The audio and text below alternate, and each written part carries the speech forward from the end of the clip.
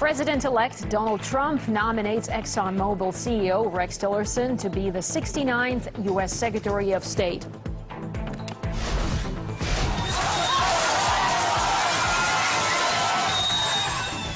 Scenes of celebration on the streets of Aleppo amid reports the Syrian Army is on the brink of liberating the city. First of all, I wouldn't like reports like this to come out. If they are going to come out, they should stay on a government level. A long-awaited report on the integration of ethnic minorities in the UK reveals a policy of tolerance and multiculturalism is said to have backfired.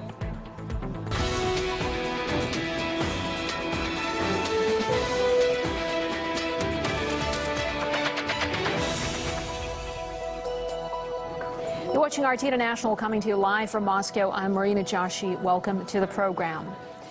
U.S. President-elect Donald Trump has officially nominated Rex Tillerson, the head of oil giant ExxonMobil, to be his Secretary of State. Let's now cross to RT's Caleb Maupin for more on this.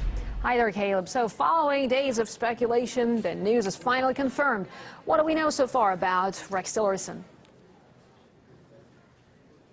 Well, Rex Tillerson is a businessman with over 40 years' experience working for ExxonMobil, one of the biggest oil companies in the world. Now, he currently holds the title of CEO at ExxonMobil, and the man has done business all over the world. While now he previously hasn't had any government or diplomatic posts, he has done business all over the world. He did receive one of the highest honors that can be given to a foreigner in Russia, the Order of Friendship. Now, some people would see this as an asset, his experience working around the world doing business. However, there has been a downpour of criticism in response to this. Let's take a listen. I'm very troubled by the potential of this nomination, as are Republicans in the Senate. Here's the issues. What happens because of his close personal relationship with Putin? Serious concerns about picking Tillerson, given his close relationship with Putin. I am concerned as well. Now, there have been some voices that have spoken up and said that his business experience is an asset and that he has a lot to offer as Secretary of State. Business leadership and working together from an economic standpoint can really be a key driver. I'm really personally excited, about Rex Tillerson, being awarded the Order of Friendship. These are skills, not liabilities. When you think about how he negotiates and he deals with foreign leaders to get them to work with his American company, not against it. And, of course, he's an oil man. He goes where the oil is. That's why you've seen him in places like Russia. I certainly think he's an incredible businessman, an American patriot, and somebody that I think has experience across the globe that very few people have. Now, the U.S. Senate still has to confirm before he officially can take the office of Secretary of State, and that confirmation could be an uphill battle for Trump, as there has been widespread opposition to the appointment in the media. Now, this could just be an indicator of what's to come in the next 4 years with the administration of Donald Trump. All right, Caleb, thanks so much for this update. Caleb Maupin there talking to us. And some of Donald Trump's appointments haven't gone down well with the current administration. The White House spokesman accuses Trump of picking a pro-Russian team for the Oval Office. It was the president-elect who hired a campaign chairman with extensive, lucrative, personal financial ties to Russia. It was the president-elect who had a national security advisor on the campaign that had been a paid contributor to RT. Now, in a statement, RT has denied that Mr. Flynn was a paid contributor to the channel.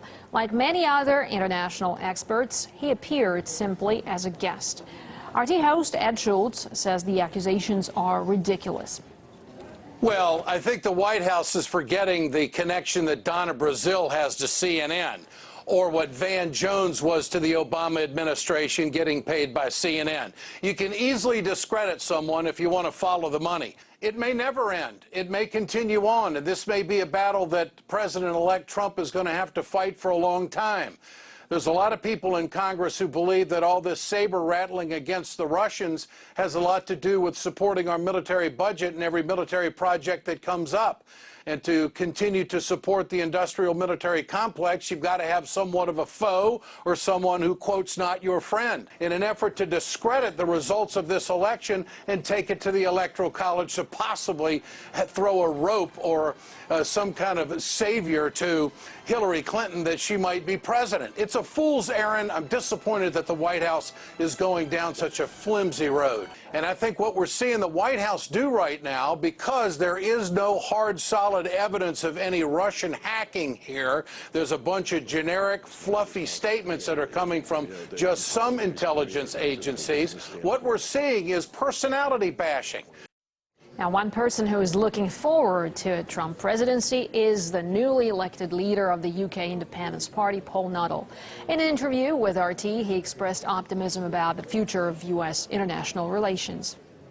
Donald Trump, I think, is moving in the right direction. I think we're going to see a huge shift with the election of President Trump. I think we're going to see good relations now between the United States and Russia, and generally what happens is that wherever the United States goes, Britain generally follows, and I look forward now into the President-elect's administration. I think that there is definitely a trend across the Western world, and it's not just being in the UK with Brexit and the United States with the election of Donald Trump. You're seeing it right across Western Europe as well, in France, in Holland, in Austria, in Sweden.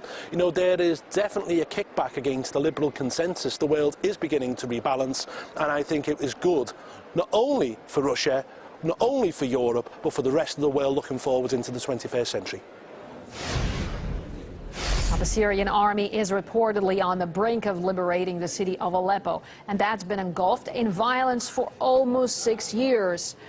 Although fighting continues in some areas, there have been scenes of celebration on the streets over the Army's advance.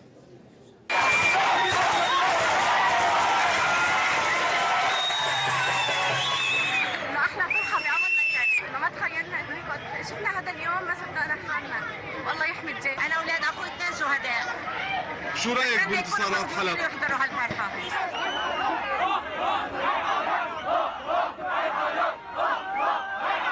انتصار سوريا، شعب سوريا الله يحميهم وإن شاء الله السلام والأمن قادم.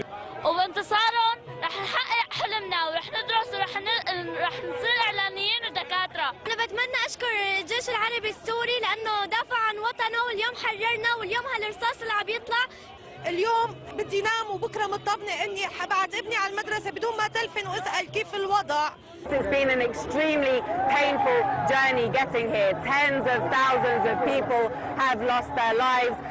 Most of the people living in Aleppo have been displaced. It's estimated that around 50% of the population have been forced to leave the city.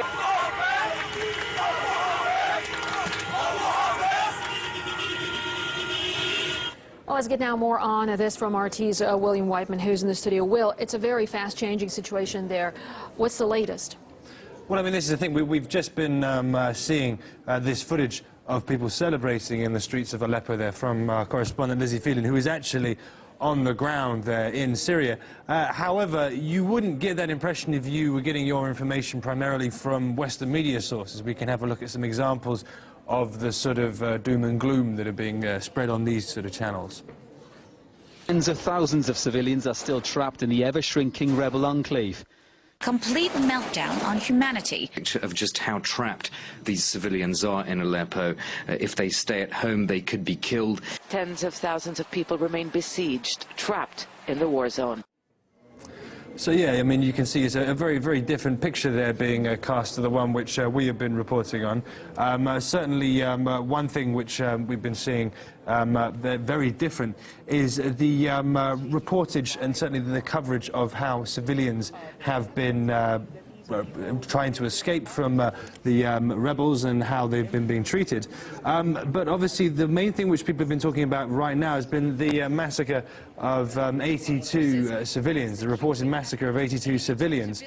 This is being hotly contested within the press. Many members of the press have been accusing the Syrian Army of engaging in this. We can have a look at what's been going on now.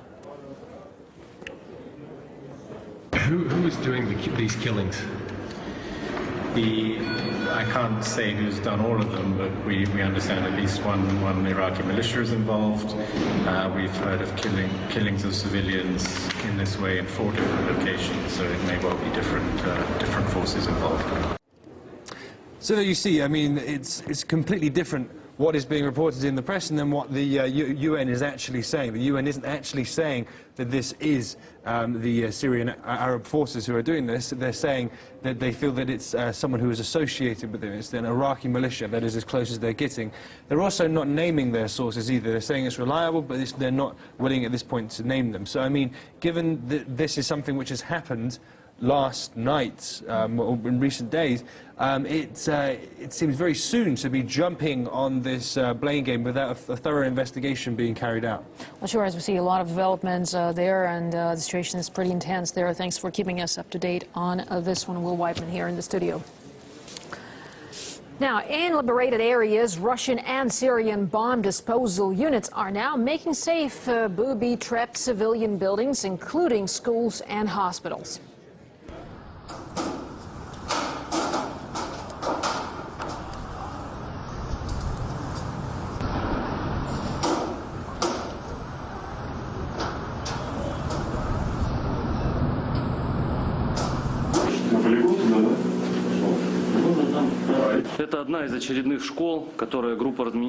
This is yet another school that the group of the International Mine Action Center inspects and clears. This 4-story school, despite its large size, was a fortified position. One area which has come back under government control in the last 24 hours is the Sheikh Zayed district in the south. It's considered a key access point to territory still held by militants. RT correspondent Lisa Phelan has been following the Syrian Army's advance. This is the first time these pro-government fighters have been through these streets. They're searching building by building for militants from the opposition who haven't yet escaped. There's blood, a trace of blood, all along the floor here. The soldiers are telling us this was where the militants kept their prisoners. But there's no sign, obviously, now of whoever was being beaten, or God knows what happened to them in here. So presumably the militants who've now fled took the detainees with them. Sheikh Zayed is a very difficult area with a large number of tunnels. The militants were trying to capture the southern road and receive reinforcements from the outside, but we cut them off and cleared the entire district. There's still the smell of explosives in the air. Here you can see various kinds of launchers for gas cylinders, rockets, mortar shells, which they were producing themselves, as you can see from the materials on that side. A grad rocket here in these bags, the explosives that would be used to fill these gas cylinders that are so commonly fired on government-held territory. All of these bombs in here, they're ready to go. These gas cylinders have their fuse in them. Here, a bomb with the cables wired, also ready to be detonated remotely. These, some kind of improvised explosive devices, mortar bombs, again, that we're seeing littered all over Sheikh Zayed. Lizzie Phelan, RT, Aleppo.